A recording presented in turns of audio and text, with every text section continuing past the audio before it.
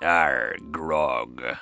Hey everyone, welcome to the Starship Podcast. I'm Matthew Weir, and I'm joined once again by a returning Keri Warbis. Hello. How you doing? I'm okay. Slightly croaky still, but I'm good. Yes, don't you worry about me.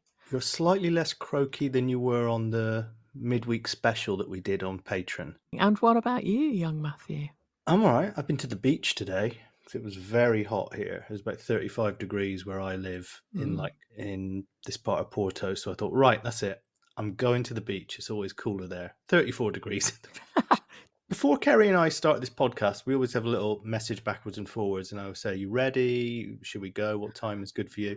And Keri said like she was ready to go, and I sent one back that said, "Give me 10." Now, Keri, I accidentally hit send a little early there because the message was meant to read, "Give me 10 shots of tequila before we discuss this week in the Archers."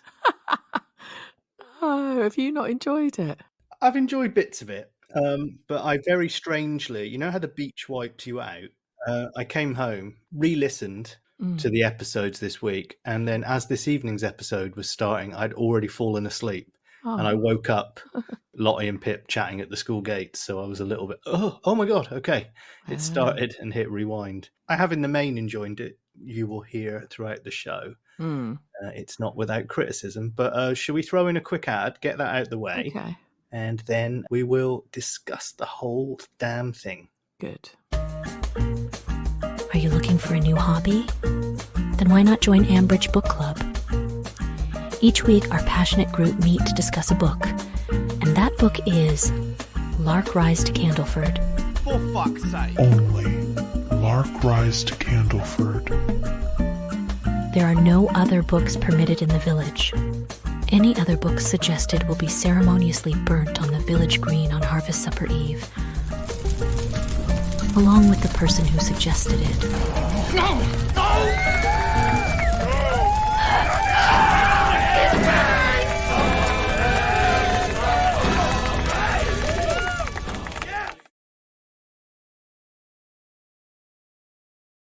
All right, Keri, you sound like you're coming from a predominantly positive standpoint. Go, tell me. I am. I particularly have enjoyed the writing this week. I thought it might be a Keri Davis week, but I was corrected, and it's Katie Hims who's been writing this week, and I think she's played a blinder.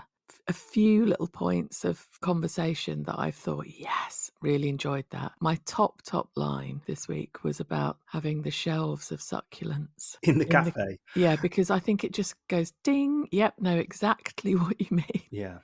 Out with the upcycled furniture that Fallon and Pat love so much. Yeah, well, it's cluttering the place up. It's outdated. We want blonde wood and massive lights and lots of greenery and to flog anything from Bridge Farm. Yeah, we're quite divided on Natasha, aren't we? She is coming in with this bold business plan. Now, don't forget, less than 18 months ago, she was at war with Tom's family about where she was going to locate her business. Yeah. We know for a fact that she floats everything across 4 million credit cards. Yet somehow her bold vision for the tea room is being completely bought by Helen and Pat. And they haven't even got to Fallon yet.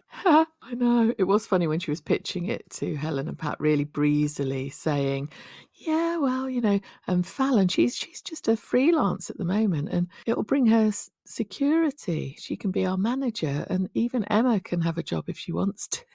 And Pat and Helen were kind of a bit protective of Fallon at first and saying, I'm not sure how she's going to take it. She's put in years of work here. And then almost immediately said, mind you, your ideas do sound really great. Yeah, if we totally Fallon over, that's all right, because I like the sound of those succulents. Yeah, it's quite unrealistic, really, isn't it? This breezy little meeting. And I'm thinking... Are you saying The Archers is unrealistic? Cider Shed, breaking news. I can't wait to hear Natasha telling Fallon The reason I like Natasha, by the way, is, I mean, I wouldn't like her as a friend or anything. It's one of those where I love her as a character because she makes Tom a lot more interesting. She makes Bridge Farm a lot more interesting. She's got these wild notions, hasn't she? If she wasn't around, things would pretty much stay the same a lot of the time, I think. So she's a good change agent. Yeah, I'm a bit jaded because I watched House of Gucci this week. Oh. And I can just imagine, like, I believe in the end, and this is why I will tolerate Natasha, even if it means in the long term, because I reckon she is going to take Bridge Farm and Tom for every penny in some messy divorce. And you still don't like her? Oh, it's a Fallon thing. I'm sorry. I know. I was going to say it's all born of your protectivity about darling Fallon, isn't it? I think she should put her dad in charge of accounts. Is he bipolar? Yeah, he went. Didn't he go out on her birthday once and buy 2 ponies? Yeah. Yes. Yeah, what a good idea, Matthew. He can be a consultant. Yeah, absolutely. Well, I mean, Leonardo DiCaprio does it in Wolf of Wall Street. He gets his dad in to help. But his dad is the sensible one. Yeah, I just think it's going to get very messy. I mean, what we've been saying for a long time, and a few others have been saying, is that you have this sword of Damocles with the EV charging station hanging over all of this. And why shouldn't Fallon go there? I really want them to fail in this new venture. Yeah. All right, you might like Natasha, but I want it to fall flat on its arse. Yeah. And for that reason, I'm out. Yeah, I'm out. No, I want it to fail as well. Welsh Dragon's Den. Yeah, I want it to fail too. And I think Natasha will be amazing when she's in free fall and it's all folding. And she'll drive Tom nuts. I did like it when she said to Pat and Helen, she said, obviously we need to handle the whole situation carefully. Oh, look at you go. Yeah, I know what you mean. Fallon's got to succeed. She's got to be a direct competitor, do way, way better than the refurbed tea room, make millions with her upcycled tat, and just be, a resounding success over Natasha. Natasha's going to end up with like Seren and Nova waiting tables when they're 5 or something because they can't find any staff. I was fuming about the cheese deal going through. That but what do you think has happened there? Do you think it is still just the blue cheese and they are still going to go with Cordwell cream? Because Ian did say it takes forever to get Adil to make a decision on something. So Adil does still sign off on it. And I don't think he's changed that. I think Helen thought she'd lost the blue cheese deal because of her appalling behaviour at the food fair. All that Ian said was that Grey Gables want to put in a regular order of her cheese. Now, how regular? Is it annual? And is it just like, 100 grams per every January? She didn't ask. And then he said, let's go out for dinner to celebrate. And she went, not dinner, just a pub for a drink would be good. So yet again, avoiding food. But I reckon, do you think Ian has done this because he's a friend of hers and knows she's struggling and it's a bit of a pity compromise thing? He's probably pushed for it, I think, himself. I know it's a small village and that's going to happen, but it's verging on nepotism as well, isn't it? Yeah, in the same way that, Linda managing the whole launch thing. Can't possibly be anyone from outside doing anything. No, of course not. I mean, it can't be. I mean, whenever they do give it to anyone else, like that mozzarella producer from Shropshire, or what's her name, Celia Sparrow, character from The Lord of the Rings who makes cheese, they get really shitty about it, don't they? How dare you think of bringing in someone else? This is our village, our cheese. I think one of the worst things for Helen, if she is having problems with her eating again, it must be quite distracting to be sat opposite a head of food. We call it Ian. What is that? You see? Do you see? It was quite nice when Helen said, "It's over," when Lee, she was with Lee and she got the call from Dominic. Yeah. That's just such a classic soap-tastic, total opposite declaration, isn't it, of what's about to occur. Yeah, and fundamentally false as well, because Dominic, as we all know, is sitting in an inflatable ring flamingo in a swimming pool in the Bahamas, talking on one of those big 80s style cell phones. He's been doing nothing. He's been living the high life with all of their money. Every time they're like, have you heard from Dominic? No. Oh, that's always the bloody way, though, with solicitors, isn't it? Sorry if any solicitors are listening to us. One of our patrons is a solicitor. Ah, I love solicitors. He never seems to be anywhere. I was quite surprised that he actually phoned. I reckon it's Rob phoning up, pretending to be Dominic. Oh. Because there was that bit at the end where she was like, really? Oh, that's amazing. That's wonderful. And then Lee went, what is it? I thought she was going, Rob's dead. I did. Yes. He fucking carked it. He wrapped his car around a lamppost. Yeah, that would have come out of left field, wouldn't it? And I would have been very upset if that had been the case. We can't be done out of him going absolutely rogue at the grand opening ball thing somehow. Oh, yeah, you're determined. We discussed this on the Patreon, didn't we? About how that's going to be an absolute massacre. It's going to be like Carrie, isn't it? Where she locks all the doors and burns everyone to the ground. Yeah. I was thinking then, when he's going mental at grand opening of the ball, I was thinking incorrectly that Jim's piano teacher would be tinkling away in the background, but that's at the Harvest Supper, isn't it? I'm so lost. Harvest Supper, Flower and Produce Show, not what my username on tonight's podcast is. No, I'll tell you what his put on his screen today. Flower and Knob Juice Show. Yeah, that's about the level I was at. The Harvest Supper, Flower and Produce Show, where there's going to be a cake stand where the returning Usha, a lot of returns this week. Usha's back and she's making cakes. Is she making all the cakes? I don't think so. She's just in charge of organising the stall, isn't she? Yes, didn't you hear Pat saying that she's going to make a coffee and walnut cake in the image of Jennifer? I did hear that. I think that's going to win. Surely it'd be a soup cake with Pat, wouldn't it? Like she just pulls up this huge can and there's this wobbly thing. Oh, yeah, coffee, walnut and minestrone. It's a bit odd that Pat suddenly is opening up to Usha and is saying that Jennifer would have really comforted her at this point with the struggles of Helen. I'm thinking, well, did that really used to happen? Yeah, I think it's false memory syndrome, isn't it? Yeah. I mean, she's making shit up just because Jennifer's not around. You can't pretend. well, it happens though, doesn't it? People get canonized after they've passed, don't they? What, you can just make up loads of stories about how involved in their lives you were, can you? Yeah, absolutely. Just to hark back briefly to that cheese thing, let's see what happens there, because that makes me really annoyed. Because I feel like there should be consequences for what Helen did at that show. Yeah. Like you're professionally trying to shaft a competitor. It's not on. And to then present yourself as so goody-goody and I just didn't know what I was doing and you knew what you were doing. Okay? All right? I really don't like that she kind of got away with that. And Ian was like, oh, I'm just going to let you off because you're a good person. Yeah, yeah. What Irish accent are we doing this week, Karen? I don't know why I did that. But the thing is, Matthew, don't worry, because we all know what karma does if you rig a cheese competition. Karma steals your child. Is that right? Yeah. I was really hoping there was a really intensely worked karma cheese joke coming there. No. There must be one. Okay, we've got till the end of the show to figure it out. Is there a cheese that sounds like karma? Parmesan. Parmesan. Camembert.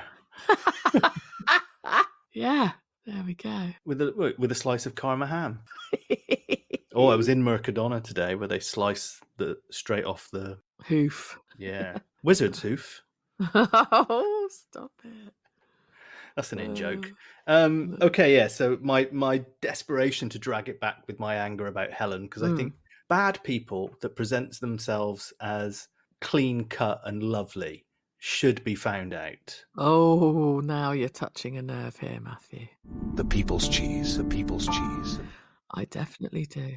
Also, do the scriptwriters know what the listeners think of Helen, or do they not know? Are they doing this because they know that this will wind the listeners up, that she's got away with it? Are they doing it because they think the listeners will be happy that she got away with it? Or are we in a minority and do most of the listeners like Helen? Now, I think if we're going to look at the cross-section of people from social media, She ain't liked, is she? Nope. On Twitter, it's a resounding. There are a couple, but they're very unusual who root for her. Yeah, I mean, talking of which, I did ask during that meeting at Bridge Farm, I said, like, if you had a parachute, one last parachute, who gets it, Natasha or Fallon?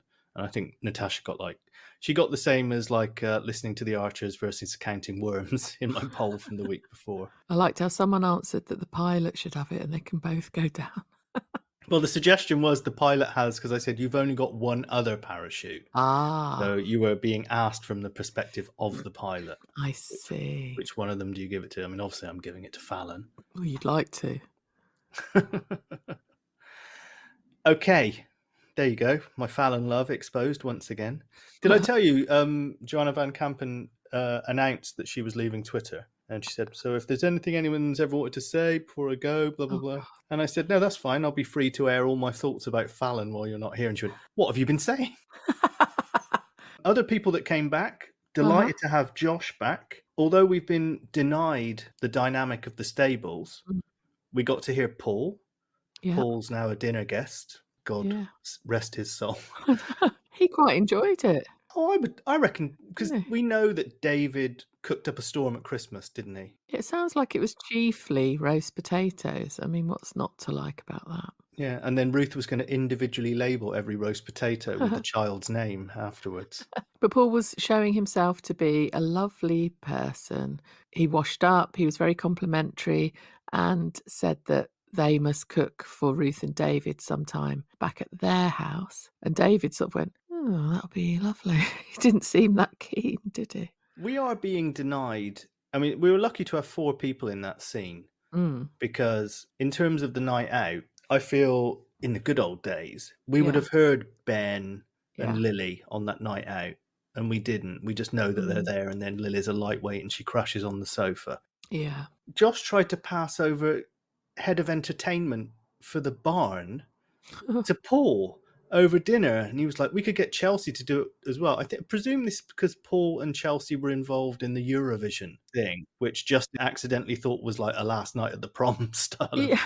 I don't think Josh tried to palm it off. I think Paul stepped up, didn't he? He said, oh, come on, we can do it. We can do it. We can get Chelsea involved. Because Josh was having none of it, wasn't he? Oh, I really liked this bit, actually, because Josh, whose birthday it is on Wednesday, wasn't it? Yesterday. He's 26. So he's the same age as my son, whose birthday was at the end of August. Anyway, how Josh went, oh, it's my birthday.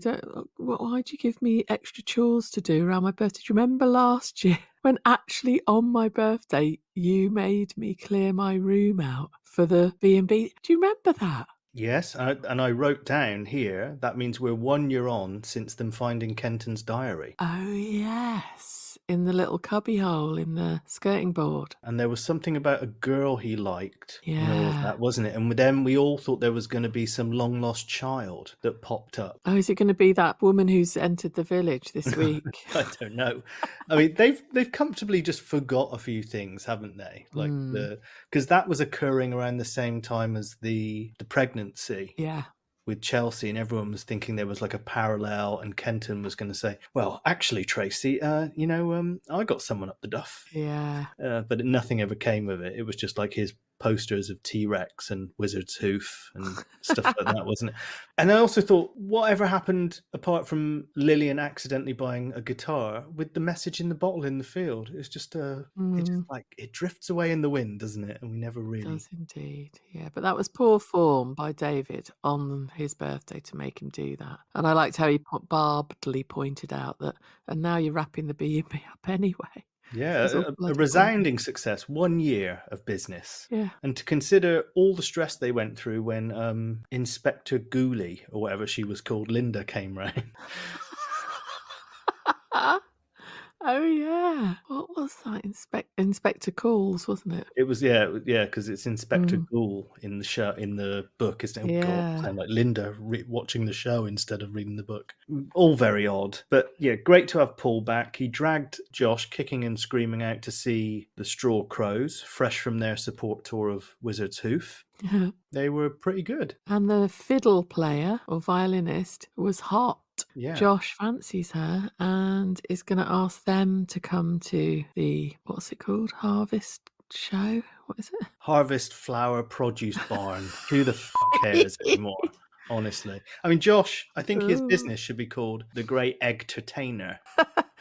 I know, because I was going to ask you, like, what else does he do other than have some eggs? He's the Eggman. Is that it, though? He could be I am the Eggman, I am the Paulrus. They could be a duo. Aha! I know, they could get Russ back. Yeah. I am the Eggman, I am the Paulrus. Lily would love that. That wouldn't make things awkward around the stables at all. That's just my brain collapsing in real time, everyone. I think people on Twitter were wondering whether Paul was fancying Josh this week. It's a bit lazy, that though, isn't it? Of course, but I did quite think wouldn't it be funny if suddenly loads of the cast started copying off with people of the same sex out of nowhere. And then we just end up. Well, you did fantasize a few weeks ago about there being a massive orgy at Brookfield. So who knows? Maybe that will happen. Mystery Sister driving everyone nuts shows up on Monday. Yeah. And then nothing. Yes. Now, what is that all about? She bumps into David. He's coming out of the shop. She's going in the shop. Has a right go at him. Well, she turned into one of those daytime TV ads, didn't she? Have you hit yourself in the head with a hammer like a fucking idiot? You could be in line for compensation. And David sheepishly apologised. And then Jim was a right old chatterbox to her. She'd left her packed lunch at home by accident on the breakfast bar, which implies a home, doesn't it? Not like a hotel or anything. Where does she live? Well, she's driven there, left her lunch on the breakfast bar. Described herself as being really bossy, and a bit later had a conversation on the phone. Well, no, she left a voicemail where she was being awfully arsey to her brother. Yeah. Who is the brother? I don't know, but her character name is Azra Malik, and Azra's Arabic as a name, isn't it, in origin? But it also has there's some links to it being from Hindi as well. So, right. I still think the gills could be spelt Ghill or something, and be of Asian. Haven't we seen it spelt like the gills, fish gills, when Brian decided to do like a "Just Stop My Wife Being Dead" protest in their garden and sat on their bench for. Oh, have we? I think it was in the episode description. People think she's Ardil's sister. But what's he running from then? Do you think maybe she's part of the consortium that's buying it? Like his family are buying it. Well, she made a point of saying that I'm kind of a substitute mother, didn't she? Yeah. And this is the mother who had the farm, was it? Or was it a grandmother who had a farm? When he was talking to Tom and Helen when he was ruining their life. Yeah, my mother used to help me strain curds by the edge of the river. And they were like, yeah, great. You're going to buy our cheese or what, mate? Yeah. And she spotted a mole on Jim's hand, which is a bit unhygienic in the shop, I think. And said, have you ever got that checked, and made him go and check. So is she a dermatologist? Obviously, we are laughing at the fact that we imagine it's an animal, the mole. Yeah. Someone's going to get in touch now. And so that's really disrespectful to people that are going to have things checked out. He's literally got a mole on one of his hands at all times while serving in the shop. Yeah, it's like his Dark Materials. He has like an animal with him at all times. They filmed that around the back of my dad's house, actually, that series. Which he watched, loved, and then didn't realise. And when I watched it finally, I was like, hang on, that's behind Dad's house. And when I told him, he was like, oh, I do remember they closed it off for ages. Someone said it was Star Wars. So he literally watched without realising it was his back garden. He was sat there watching it, and if he'd have just looked through the patio doors, he could have probably seen it going on for real. Other than that, there's a big cat roaming around my dad's backfield at the moment. But anyway, I won't. Oh, one of those where they think it's a proper big panther. Yeah, I've touched on this before, haven't I? That one, like a lamb went missing and they found only the hoof. Not a wizard's hoof, a blooded hoof. That's what we need in Ambridge. We need a big cat story, don't we? Yeah. I mean, roaming. we've got Fallon. She's a big cat. But, sorry, lost it there. And Paul, the vet nurse, will have to try and do something with it. Yeah. Oh, God. Just give us 6 months to write The Archers. Please. A massive sinkhole sucking up Grey Gables. A big cat on the loose, which Paul then becomes a sniper and hunts it down. Yeah. I mean, the only other thing that's vaguely stirring the blood is the whole Pip, Stella, and then accidental Lottie love triangle. Yeah, well, that and Helen and Lee, I suppose, isn't it? That's not stirring the blood. That's stirring something. It ain't the blood. I was very surprised he came back, But yeah, Pip and that whole shenanigans where again it was like, oh, I don't want to. She had a good point actually. We've only been going out with each other 3 days. Yeah, she threw in Stella's face like, would you tell your mum that you've been dating someone 3 days? It's a little bit different because it's like, as Lottie said, what, your mum's best mate? Yeah. Which I thought was really funny. And did actually specify that there is a 15-year age gap, didn't she? Yeah, because Yeah. Ruth cracked it, didn't she? Uh-huh. And then David helped her uncrack Yeah. it. Which was a bit annoying. And then David said, no, she's just her lesbian. And I was very childish on Twitter, I know, whilst in charge of the Cider Shed Twitter account. And I put up a picture of a lesbian minotaur. But Ruth bought it and went, oh, yes, you could be right there, David. Yeah. And there's no smoke without fire, because the Minotaur comes from Greek mythology. And if you look it up on Wikipedia, the first tales of the Minotaur are recorded on the Isle of Lesbos. Oh, stop it. What? No, they're not. Look it up. But there was the toing and froing, wasn't there? And then they went for a picnic in the rain and snogged potentially in front of Rosie in the car. And Pip started getting all agitated about whether Rosie had seen them kissing or not. And Stella was like, well, I don't think she did, but do some subtle digging to find out if she saw. Oh, that went like viral, didn't it, on Twitter, that subtle digging was some sort of euphemism. Wasn't Picnic in the Rain a hit for Blue Pearl in 1990? Take Me Dancing, Picnic in the Rain. Yeah, that's the one. I love that tune. I thought Rosie was going to say to Ruth, why was Stella kissing Mummy for a really long time? I thought they'd bring Rosie in to be on mic just to say that line and then pull her back out, because they have had little kids pop up over the years, haven't they? Yeah. A couple of lines. I think Henry was in it a few years ago and then just vanished again. Yeah. And George was there as a kid, wasn't he, years ago as well? As you said earlier, that we are doing this on Thursday and doing another bit tomorrow. So we don't know what might happen on Friday. That might still happen. True. But Pip did tell Lottie, didn't she? I was impressed with that. Yeah, in the playground, because Lottie was trying to hook her up with one of her friends. And she went, well, actually, I'm seeing someone, and it's a woman, and it's Stella. Really? Quite shocked. It was a double wow, wasn't it? That it was a woman, and then that it was Stella. And then all of a sudden, they're round at Ruth's having dinner. It was like a comedy scene, wasn't it? I could almost imagine it being filmed. As Pip, obviously it's for the purpose of the listener, but is just glaringly unaware of the fact that she is, to the untrained eye, flirting with Lottie. And I was just imagining, like, by the end of it, like, Ruth was pulling down the wardrobe off the wall and shattering all the plates with each banger. Well, at one point, Ruth said, I've got some bubbles in the cupboard. And I thought she was going to start, like, really spraying champagne all over Pip. And like the end of Formula One. Congratulations. Welcome to the family. I'm so happy. It was just a little pot of bubbles for the kids, wasn't it? I was quite relieved that Lottie was able to go, Pip, your mum thinks it's me, for God's sake. Yeah. And Pip was like, what? No. And she was like, yeah, you've just literally been here going, you're beautiful. Yeah, put on a gold slinky dress. You look really hot. And it's a shame we won't see you. Yeah, she's going off to the seaside. We're taking Rosie to the seaside. I don't know who we are, because surely David and Ruth are busy with the flower and produce show. Yeah. Whichever event it is. So I presume it's her and Toby. I don't know. Yeah. It's not Stella, is it? She's not weeing. Hang on. What?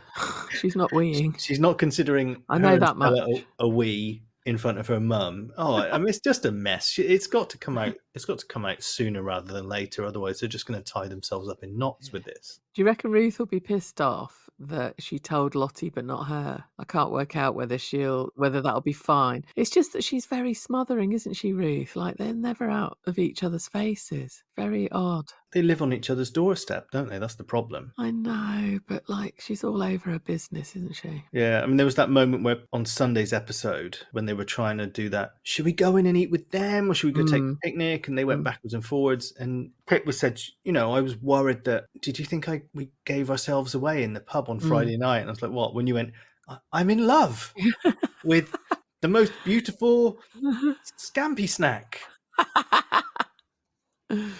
Oh, yeah. And when they went for that picnic in the rain, and Rosie didn't appear to know how to use a slide. Yeah, she was climbing up the slidey bit, wasn't she? Because Stella said, no, Rosie, you go up the steps and down the slidey bit.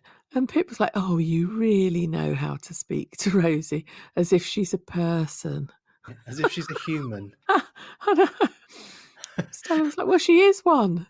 When Lottie said, why are our kids always last out? And I thought Pip was going to go, look, and they would just be like crawling along the ground like,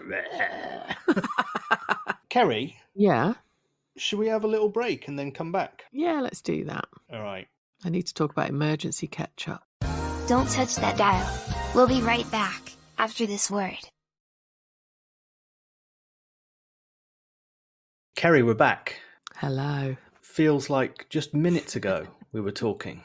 It does, doesn't it? I think we talk pretty much daily, me and you, don't we? We do. Actually. Yeah.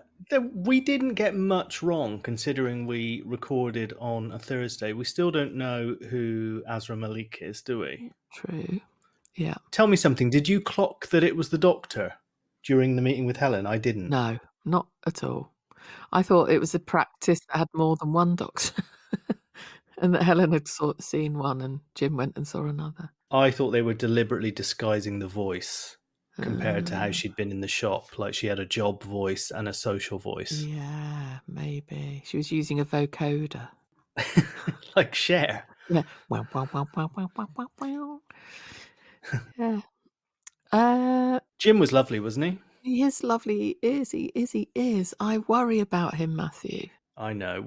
I worry too. Someone did say on Twitter that there are rumours that the actor may be retiring soon. So perhaps he's going to. He's 82, isn't he?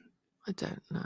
I think the last time they showed a photo of him on Twitter celebrating his birthday, which was in this last year, Yeah. he was 82. Okay. I mean, he will be totally missed, and I hope he does. I hope he doesn't die in the programme ever.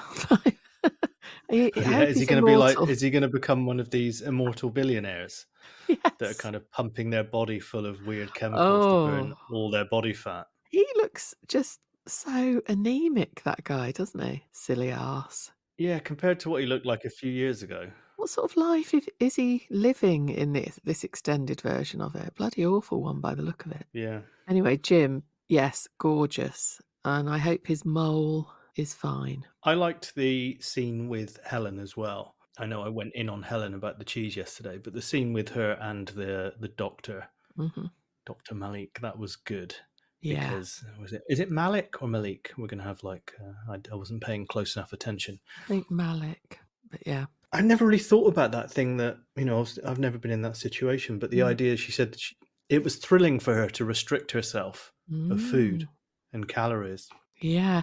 And does that thrill come from the control element? I'm not very knowledgeable about this. No, I mean, I know probably when I was at my fittest ever, which was probably when I was in my very early 30s, I used to feel genuinely high if I hadn't drank for 6 weeks and I was swimming in the morning and running in the evening. Like I would walk home through Dublin in the evening and I actually felt pumped, like I got a real good feeling, like a high off of that. And I wonder if it's similar to that as well. Like I almost got as excited not having a glass of wine as I would normally having a glass of wine.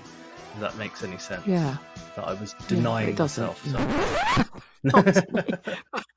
what are you talking about?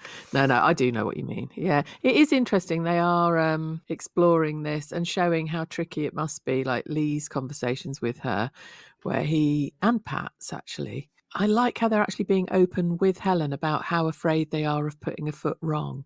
So instead of tiptoeing around her, they're actually telling her they don't quite know how to approach this, and what they don't want to do is upset her or trigger her or whatever the wording is. And that he felt a little guilty, Lee, didn't he, because of being a fitness instructor and karate teacher. He watches calories a lot and adheres to healthy eating and is quite scrutinizing what's going into his body. So I think he was worrying that he had overdone this in some way, and that was a reason, in part, for Helen to be like that, in the same way that Pat was worrying too about her control over food. So you start questioning yourself as someone who loves that person as to how guilty you might be, which is all probably false. But it shows how much they do care about her, I think.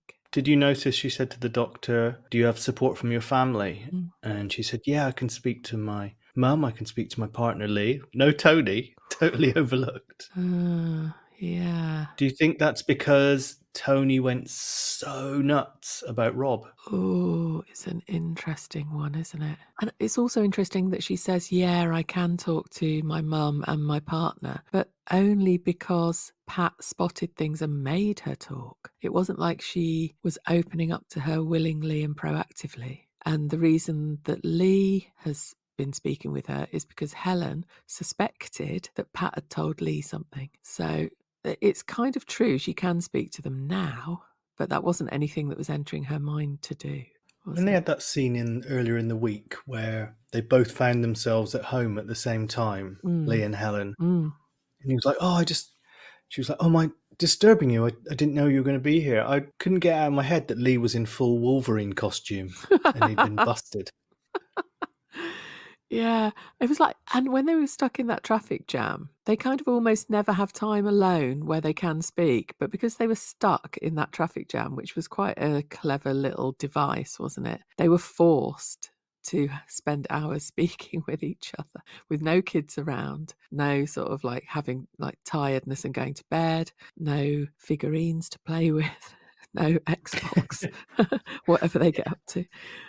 Yeah, there was nowhere to run, was there, for either of them? Yeah, even though actually Ruth did suggest that Lee did go for a run. Yeah, because she said, I know what, because he just got off the flight and she said, I know what you're like when you've been cooped up in a confined space. And I was like, she locks him in a box.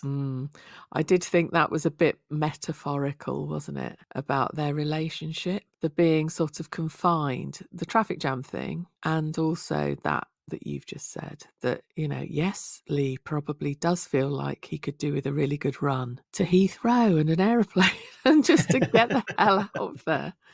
Really. It's quite a stifling relationship, isn't it? What else have we got then? Usha saw Pip kissing Stella. I thought Usha was pissed. She was speaking in a very strange way. I think that was meant to be her being completely thrown by the love scene that she stumbled in upon. Wow, I thought that was quite poor. Yeah, I mean, I liked the way that she ended up saying you could just see it coming a bloody mile off, couldn't you? When Yes. she said to Ruth, she threw Stella's name in there and she was like, Stella? Why wouldn't they tell me? I mean, I think if Ruth does a little soul searching, she'll figure it out. I think in Ruth's head, she thinks it's been going on a lot longer. Maybe, yeah.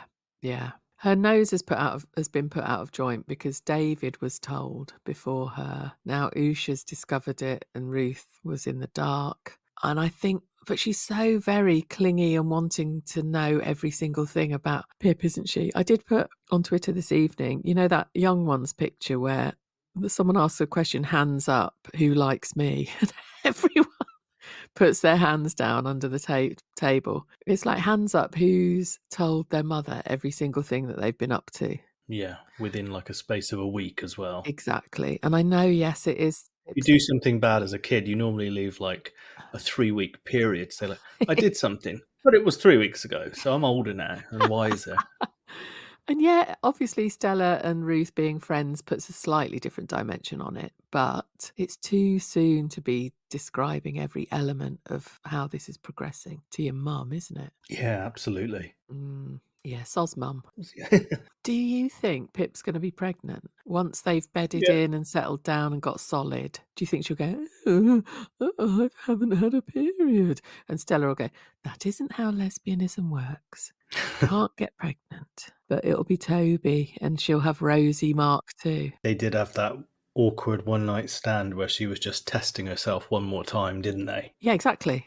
That wouldn't be the worst thing in the world, though, would it? I think they could all deal with that. Yeah, they will all deal with it, but I think it's going to happen. I honestly think this. I know we've kind of been building up to this. I actually think this makes Pip a much more interesting character in the show. I know that you were kind of more Pip at the beginning of tonight's episode, but I actually don't mind the Pip and Stella storyline. I quite like it. Yeah, once all this shit's stopped, where it's like, oh, we're behind everyone's backs, and it's been a bit like, just crack on, once they're getting on with it and just being a hopefully fairly functioning couple, with co-parenting and getting on with farm life and eventually taking over the whole farm and what have you. When that's underway, yes, I might be a bit more tolerant, but it's just been a bit much, this. Do you think? The cat's out of the bag now. I mean, I thought at one point that Ruth was going to be, oh, she's dating Lottie and Stella.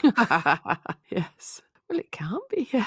No, it's Lottie, isn't it? Oh, she was so dense, really, wasn't she? Funny bug. I think maybe she feels a bit of a fool as well, doesn't she? It's not just that she hasn't been told. She probably feels foolish. I mean, it's her daughter, isn't it? So it's very close to home. And I think, therefore, she should understand how that works both ways. But yeah.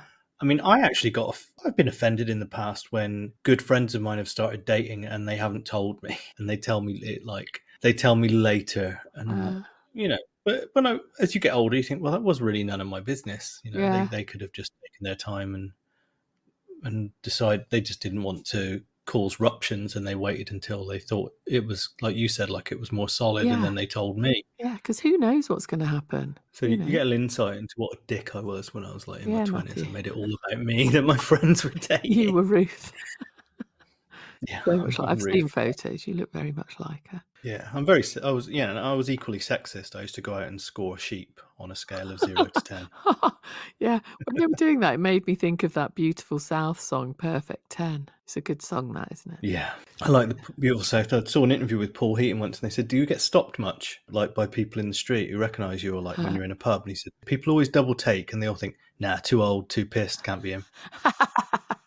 That's good. It's a shame Jackie Abbott's not on Twitter anymore. Shall we discuss our 6 new patrons? Da, da, da. Yeah, especially if it involves 6 new jingles, Matthew. Do you want me to put that dun, dun, dun in there again, Keri? Like I did when we broke the news that we were... Yes, please. Sorry, some wild animals going nuts outside the window. Yeah. Is it the Black Panther of Porto? The big cat? Luckily, I left a little bit of panther chat in the edit, so that will make sense. Okay. To people.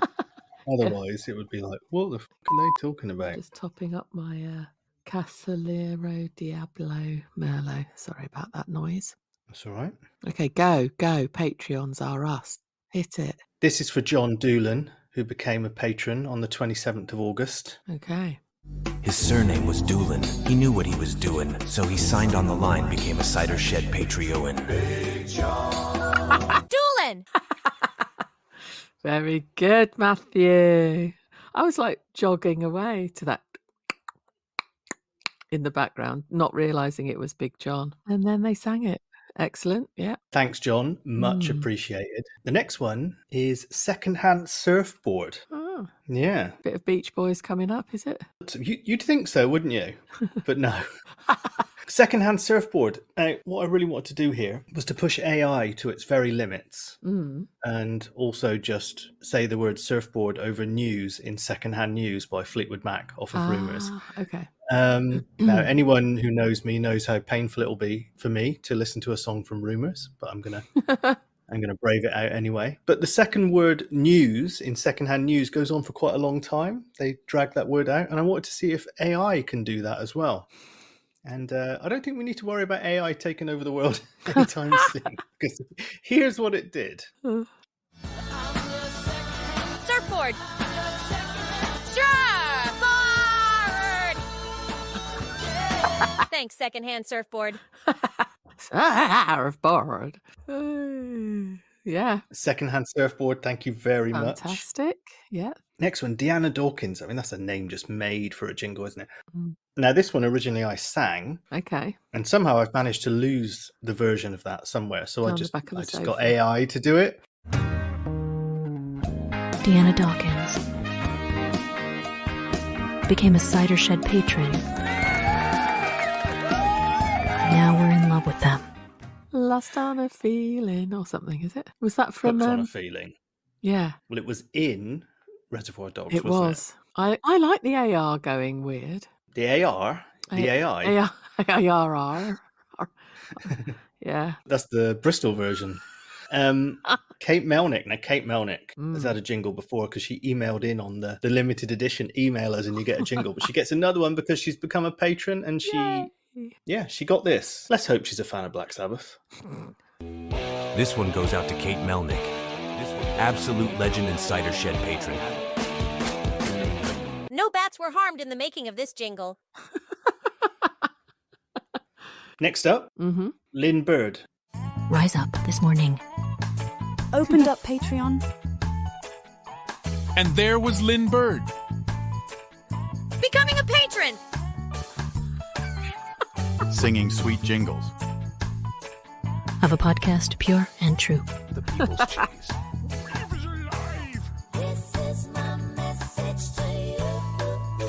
Thanks, Lynn.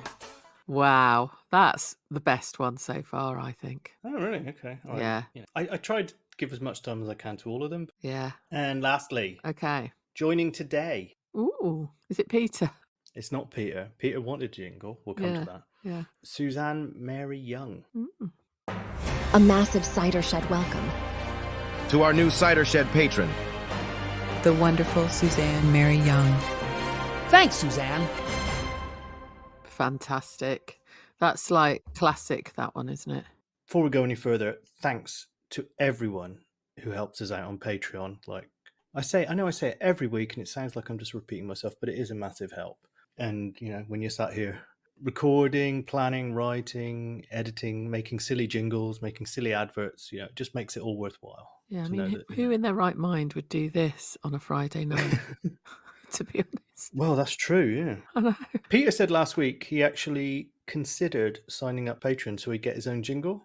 And the reason I was late coming to the recording tonight, Keri, was because I made a Peter jingle. Do you want to hear it? I bloody do. Okay, here you go. Hey everyone, it's me. Peter. Everybody shut up! I have an erection! What the hell's that from? I don't know. What? I just found it on a Shut up, I have soundboard. an erection. Everybody shut up. Oh, I really did hope it did include some of his lovely voice, and it did. So well done. Quick word about some people who got in touch with us on email. This was a good one. This was just after we finished, before we went on holiday. This is from Hugh Parker. It says, "Hi team, I've been a follower since you first escaped from the other place." Ooh. The people's cheese. The people's cheese. The people's cheese. The people's cheese. The people's cheese. I'm off all social media these days, so I'm not in touch very often, but I love what you do. Anyway, I've just been listening to Gaslight on Radio 4. It's a modern update of the 1938 play by Patrick Hamilton, a thriller set in Victorian London, and, without giving away too much, it deals with coercive control and was the inspiration for the very much more recent term gaslighting. Oh, I didn't know that. Yeah. There's a film as well, which is bloody great. It's a terrific thriller and currently available on BBC Sounds. I would also recommend either of the film versions, which are available on streaming platforms. Anyway, the BBC's reimagining of Gaslight was excellent. The male lead, Jack Manningham, is played by James Purefoy. But here's the thing. He sounds uncannily like Rob Titchener in The Archers.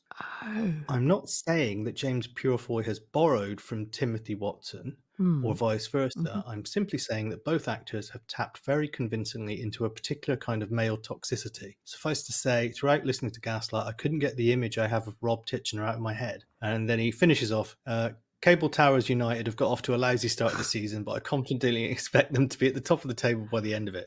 Don't you love an optimist? Keep up the great work. Hugh Parker. So he's obviously in the league. He is indeed. And vying for the prize that will be available at the end of the season, of course. No fantasy football section this week due to the utterly shite international break. I mean, Harry Maguire, man. What the actual... That is interesting. The film is great, though, Matthew. The very old one. Joanna Campbell-Black got in touch to say, "Oh my days, had to listen to word from our sponsors 3 times, laughing so hard on the latest podcast. Comic genius. And with a Pat Chat chaser. Too much. Thank you." Oh, that's nice. Referring to a lot of people actually got in touch to say they liked the adverts, the Grey Gables advert. I personally preferred the tea room one just because of the girl reading the signs that were on the wall. Oh, yeah. Ellen Milton got in touch. We did a jingle for her once, didn't we? She said, "Hi all, just made me realise that I need a cider shed on the couch mashup in my life." Oh, this is following on from what someone else said, wasn't Yeah. it? With regards to the other Archers podcast, I'd love to know what happened. I was a listener from the beginning, but since Lucy and Keri left, I've not listened at all. It all just seemed off somehow. Yes. Anyway. You are right. Thanks for the laughs. The Grey Gables advert had me in stitches. Keep up the sterling gold work, Ellen. Oh, very clever, Ellen. See what you did there? Oh, thank you. You know what's good and proper, you do. Thank you for following us. Oh, Chris got in touch to say, thank you, Matthew. Hope you and Keri have a good break. Swindon forever. Is that Chris who lives in Worthing? It is. I love him. He's very nice. So we have a Facebook group, which is called the Cider Shed Podcast. You have to look for us under that name and you'll find us. A couple of interesting things that popped up there. There was a lot of people, again, being very nice about the episode. Helen Mystery sent photos from an agricultural and cheese show. Oh. She said, no sign of Helen. Just as well, looking at the state of the Stilton by the end of the day, I don't think the Borsetshire Blue would have stood a chance. I don't know if anyone else witnessed this, but Scott Anderson said that he got an advert for Cunard with what sounded like Midge-Ure on it. Singing? It probably sounded like one of yours, that, I can imagine.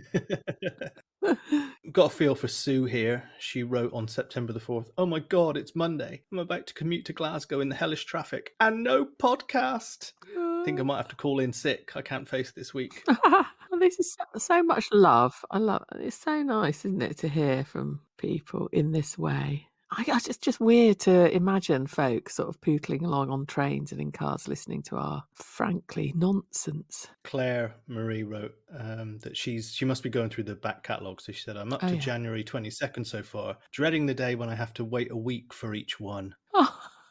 And Liam said, this was like 2 weeks ago, "Check my Patreon was still set up, and then I remembered you guys have a life. So we were having the week off." Yeah. But didn't we only come back and do the week that we didn't do? We did, and release it on bloody Patreon? Yes, we. Do you think we were going to leave you without an episode? No f***ing way! We haven't actually got a life. Just a little bit of feedback on our Instagram page, which is at the Cider Shed Pod. I've had a couple of messages there. After the special we did in midweek, Kate wrote, "Kevin sounded as if she was at death's door." And I wrote, "Not sure I've met Kevin." God, what? Did I sound so hoarse that I've turned into a Kevin? I did sometimes with my handwriting, because my name is spelled Keri. I'd write my name and people would think it was Ken. Okay. So I've never had Kevin before. I did a mock-up of you of the Adam log, and I wrote Keri Loggins. Do you remember? Ooh, That's Adam. never seen the light of day. Ooh. Yeah. Well, I tell you what, I thought about the other day. Oh, God. Alice and Chris. Oh, dear, oh, dear. There's so many, aren't there? Just sort of drifting in the ether, not speaking to us. Vincent got in touch on Instagram to say, "For Matthew, this is an interview between two..." He sent me a link. It's an interview between two artists who come from my part of the world. They talk about creative process, family, and living abroad. Noah, Panda Bear, lives in Porto, and Paul, Walkmen, lives in Seville. They live in your part of the world, but from Baltimore. Animal Collective, Panda Bear, and Washington, D.C., Walkmen. Panda Bear, is just an album with Sonic Boom. Is that the same person? I was listening to that album, unless I've got that horribly wrong, and I'm making an ass of myself. Animal Collective, aren't they sort of well known?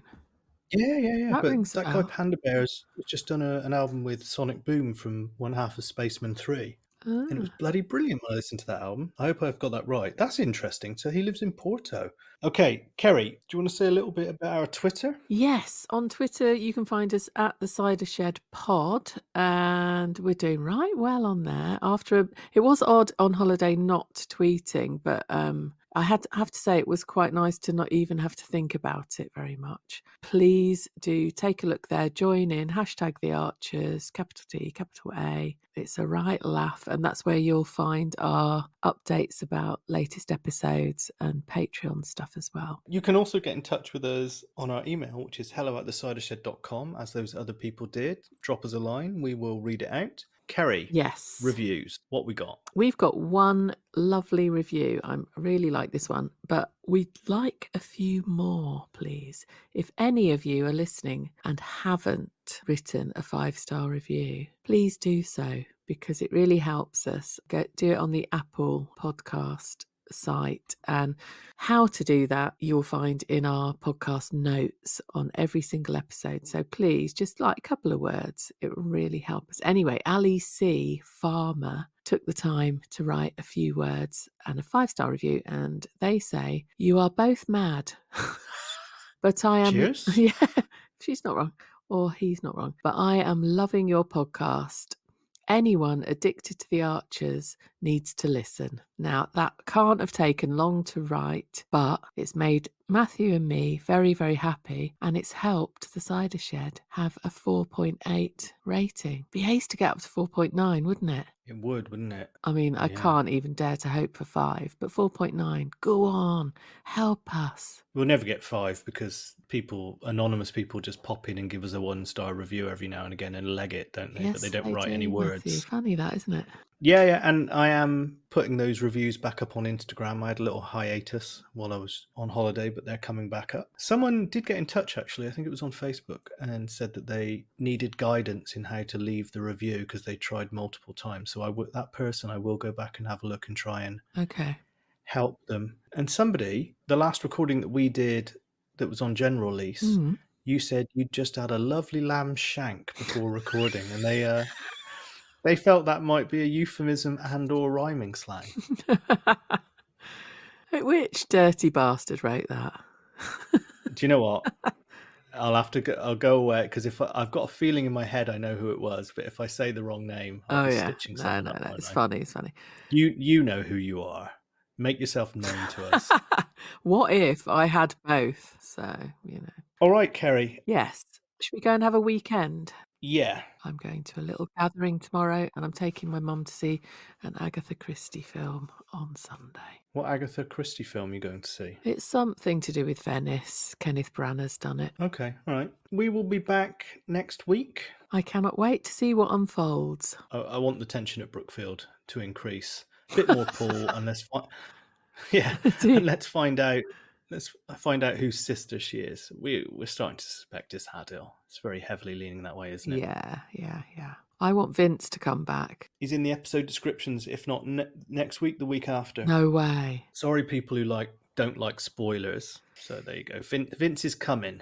Okay, lovely. Look forward to that. Hurrah. Okay, well, thanks, everyone. See you later. Bye. Bye. I'm just topping up my Casillero Diablo Merlot. Of board. Yeah.